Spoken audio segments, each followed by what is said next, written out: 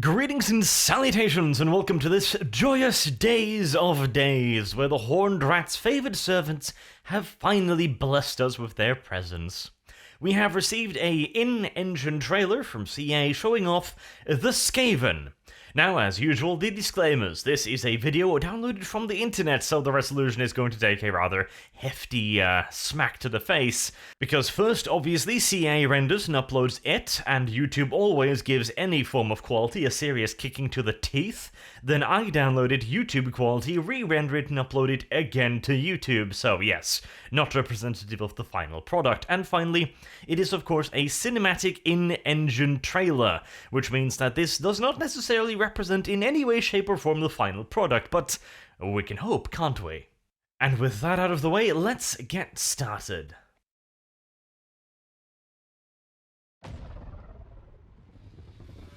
And one of the very first things we see is a big old rat ogre with what appears to be a warpstone drill attached to his right arm. That is likely to give him quite the armor-piercing bonus.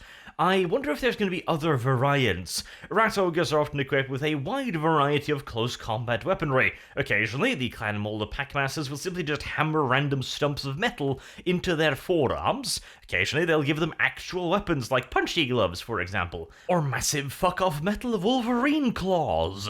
Or occasionally, even in one particular instance, a warp fire thrower. Oh, wouldn't that be glorious? Yes, it would.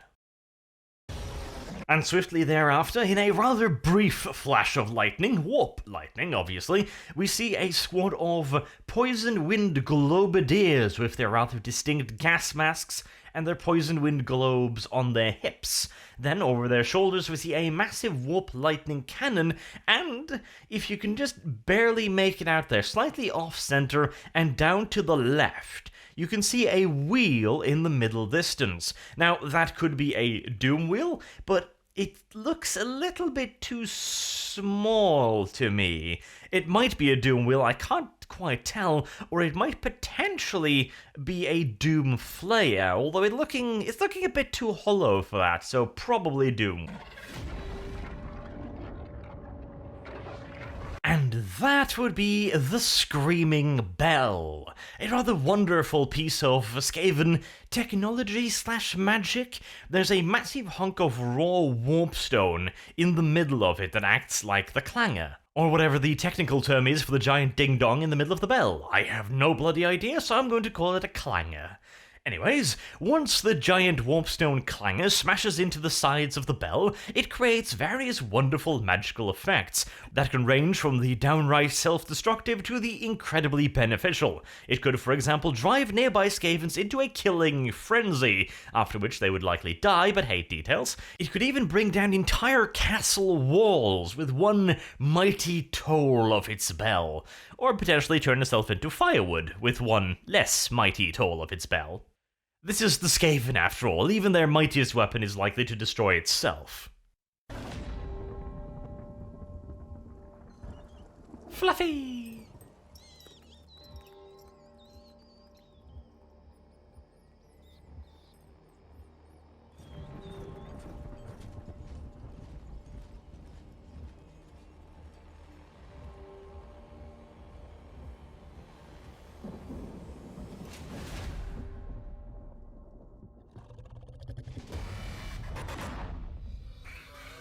And now this screaming individual. Judging by the fact that it's wearing actual armor, I'd probably wager this is a storm vermin. The previous screaming individual might also have been a storm vermin, or it might have been Queek Headtaker. It's a little bit hard to tell, judging purely by their helmets.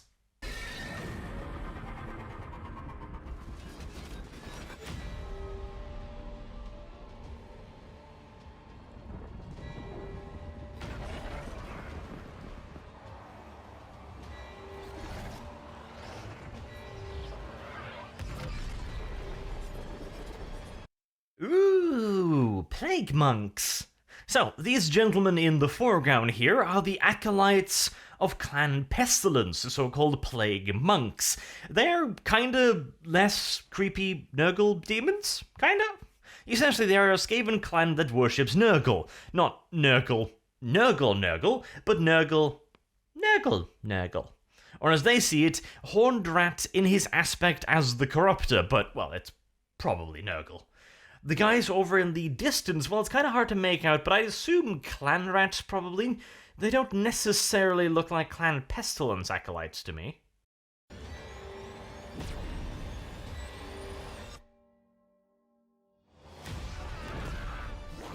And this gentleman with the giant green glowy stick is a plague censer bearer.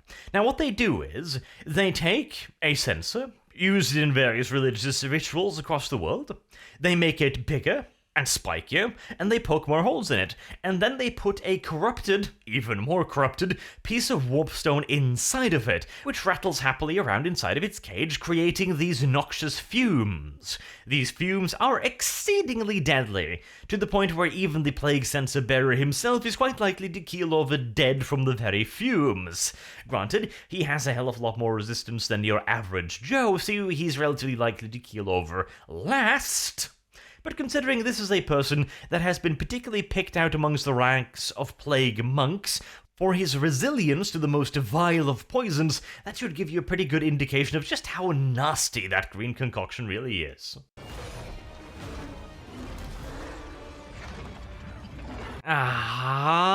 New styly Doom Wheel makes me sad. Really like the old Doom Wheel, because, I mean, look at it. It looks fucking ridiculous. This entire goddamn contraption is apparently driven by a handful of rats inside of the wheels. It's utterly retarded, and the Warlock engineer on top has a fucking pistol. God knows how he's intending to aim that from that bouncy-ass platform with absolutely no form of suspension whatsoever bloody ever, but it still looked awesome. These new Doom Wheels look almost feasible, which triggers me greatly, but oh well. We can also see clan rats, or at the very least I assume they're clan rats. They're not as heavily armored as storm vermin, but they're not quite as shabby as Skaven slaves, so that leaves us in the middle, which would be clan rats. Pretty goddamn useless fellows, but there is an absolute ton of them.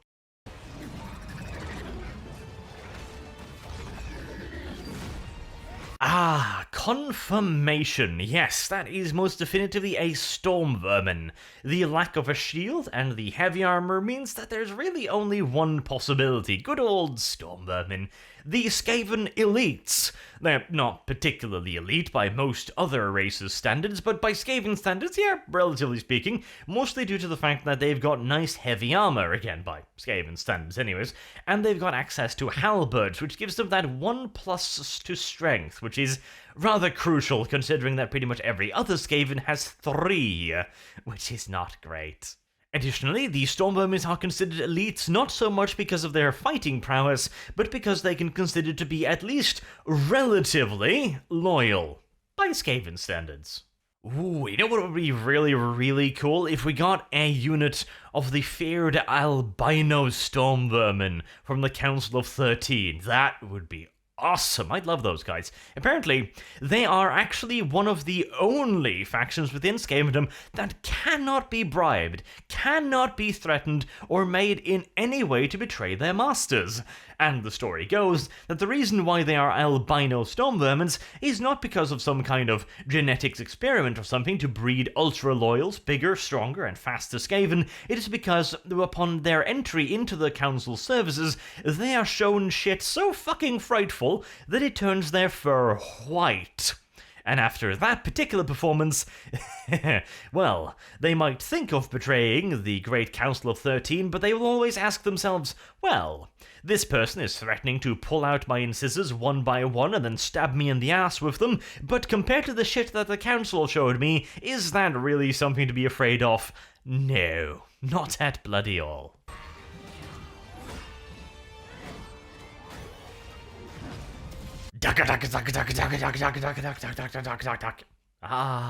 Skaven Miniguns. How can you not love something so unfathomably innovative and ridiculously unstable?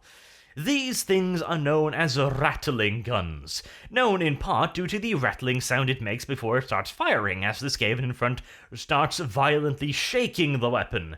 This particular Skaven has decided to don a gas mask, which is an oddity considering the rattling gun doesn't really give off anything in the way of pungent fumes, but on the other hand, it does fire literal warpstone as ammunition, so that in and of itself might be considered a little bit dangerous. Granted, the gas mask is going to do diddly dick to protect you against that shit, but hey, details. Now, generally speaking, or in fact always, rattling guns need to be attached to a unit of Skaven infantry. I'm wondering how they're going to do this in Total War Warhammer. Again, as I've talked about on multiple occasions previously, I would really like to see the ability to quote-unquote upgrade individual Skaven units with weapon teams, like the rattling gun, the warp fire thrower, poison wind globadiers, which can also be in skirmishing units, or a poison wind mortar, that's the one you can attach to units, and also Skaven slaves units. Now, these units would be replenished after the end of the battle, which means that even if they died, you could get them right back in the case of Skaven slaves. In the case of rattling guns, if you lose them, you're going to have to buy them again, obviously.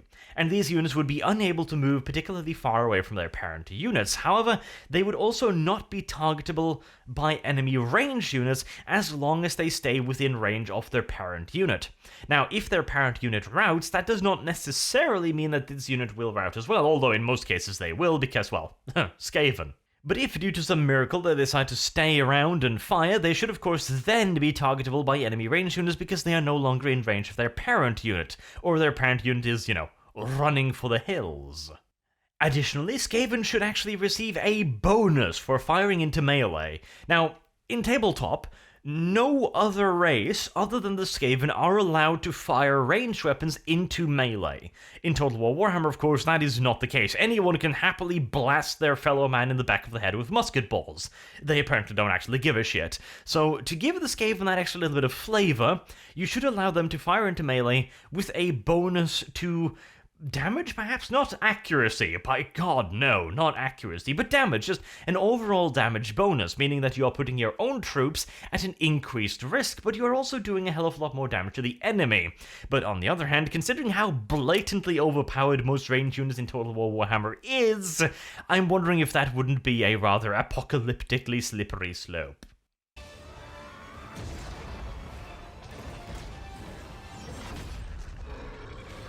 Prepare your anus!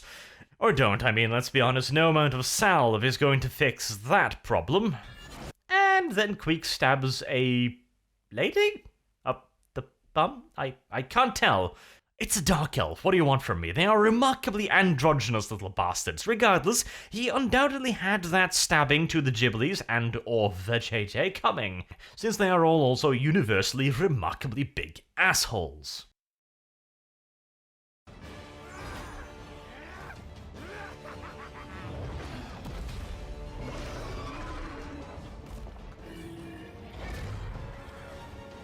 Oh yes, Daddy, yes, a Hellpit abomination. Now these things are wonderful. They are essentially a little bit of everything stitched together in random patterns and then mutated into this lovely little beastie by Clan Mulder.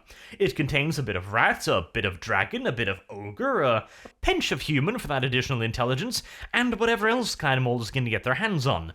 The resultant mess is then thrown down into a huge pit where millions of other of these lovely creatures are already stored. Whichever nasty abominations actually manage to make their way out of said pit after having murdered the vast majority of what's already down there and lived happily off their remains, that is a Hellpit abomination. You can imagine the sheer levels of carnage these little bastards are capable of wreaking upon the enemy, and not just enough with the sheer amount of damage they can do. No. These creatures also have a nasty habit of just getting back up again when they are actually dead. In tabletop terms, the Hellpit abomination can be dead, as in run out of wounds, and can be lying there sad and misbegotten, until eventually it starts going rumble, rumble, rumble, and gets right the fuck back up again and starts murdering everyone who thought they had finally dealt with this absolute nightmare. I do hope we're going to be seeing that in-game as well, because funny.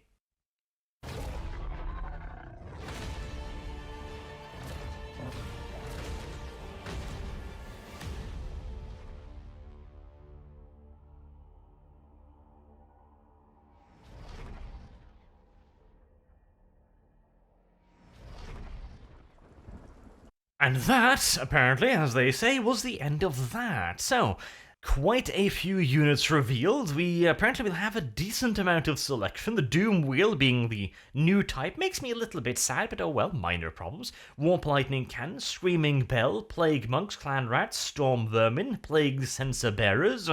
I'm pretty sure we also saw a Plague Priest in there, didn't bother to point it out, but there was one, trust me. And of course, Creek Head Taker. Looking quite solid so far. I can't help but point out one thing, though. We saw, again, quite a few cinematic kills of the style that we saw in Rome 2 here.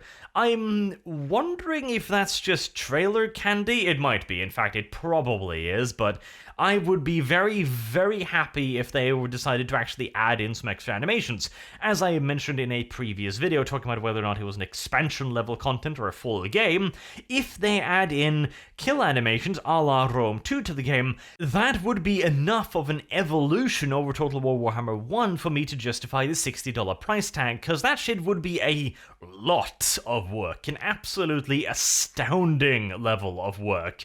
But God, would it not be absolutely awesome as well. And again, of course, there are some gameplay considerations, like for example, the cinematic combat system in Rome 2 took a lot of the blame for why the combat just didn't quite feel right, but honestly, Radius managed to fix that without all that much of a problem, so I can't imagine that Creative Assembly, a $1 million company, couldn't come up with some fix as well.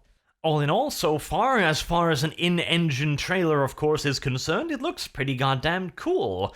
I do hope to see a little bit more about their actual mechanics very soon. I am still desperately hoping that they will be using the unit attachment mechanic, so that we will be seeing a parent unit with an attachment, rather than just pure weapon teams on the field, because that's going to reduce the size of the Horde, and the entire point of the Skaven is the Horde feel.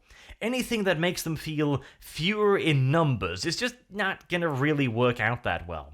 Additionally, they are really desperately going to need units that you can simply just throw away.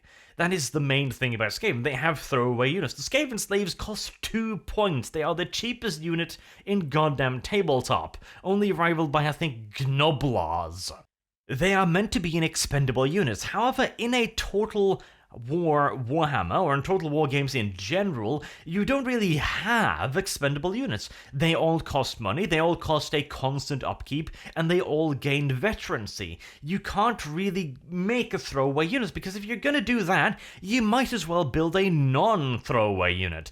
The economic difference between getting a unit of skeletons and getting a unit of zombies, for example, as far as they come to the vampire counts, is utterly negligible, and so there's absolutely no reason to buy the zombies over the skeletons. They both do pretty much exactly the same job.